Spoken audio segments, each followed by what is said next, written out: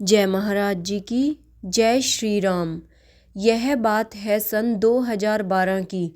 नूरमहल आश्रम में भव्य व दिव्य शांति महोत्सव का आयोजन किया गया था।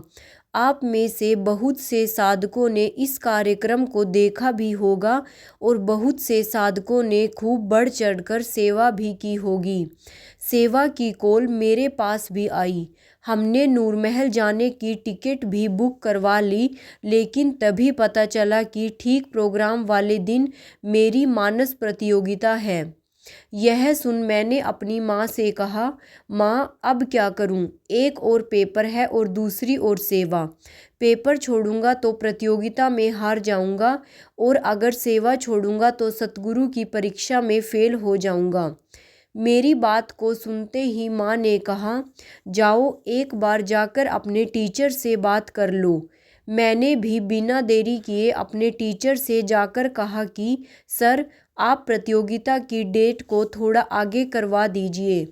मेरे टीचर ने मेरी बात को अनसुना करते हुए कहा, हम इसमें क्या कर सकते हैं, यह तो राम का काम है, राम ही जाने।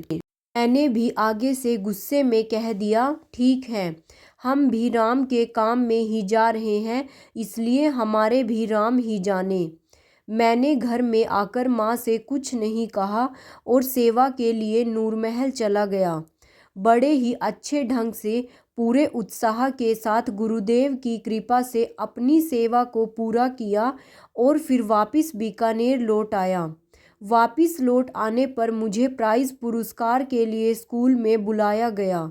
जब स्कूल पहुंचा तो पता चला कि जिस प्रतियोगिता में बैठा ही नहीं, उसमें मुझे तीसरा प्राइज़ मिला है। मुझे कुछ समझ में नहीं आ रहा था, इसलिए मैं सीधा टीचर के पास गया और बोला, सर आप मुझे किस बात के लिए प्राइज़ दे रहे हैं? मैंने तो प्रतियोगिता में हिस्सा ही नहीं लिया। टीचर, पर तुम तो प्रतियोगिता में आए थे और तुमने पेपर भी दिया था। मैं तो उस दिन यहाँ बीकानेर में था ही नहीं। टीचर थोड़ा गुस्से में, देखो तुमने पेपर दिया था और यह है तुम्हारा प्राइज़, इसे लो और घर जाओ। प्राइज़ लेकर मैं घर आ गया और आकर साधना में बैठ गया। साधना में बैठते ही गुरु महाराज जी की जोरदार आवाज़ आई, तुमने ही तो कहा था न कि अगर यह राम का काम है तो अब मेरे राम ही जाने। राम का काम था तो राम ने उसे पूरा कर दिया। तुमने राम का काम किया और राम ने तुम्हारा काम।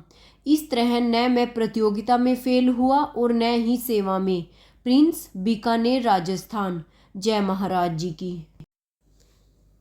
रुक न जाना मेरे बच्चों, तुमको है दरिया सा बहना, ऐसा होगा वैसा होगा, अंदाजे ही न लगाते रहना। समय रहते कुछ ठान लो तुम, यह वक्त है कुछ कर दिखलाने का। एक होने का समय है आया और कदम से कदम मिलाने का। एक होने का समय है आया और कदम से कदम मिलाने का। भाइयों और बहनों, ऐसे ही दिव्य अति दिव्य अनुभवों का रोज आनंद लेने के लिए मेरे चैनल को सब्सक्राइब और वीडियो को लाइक और शेयर करना मत भूलिएगा।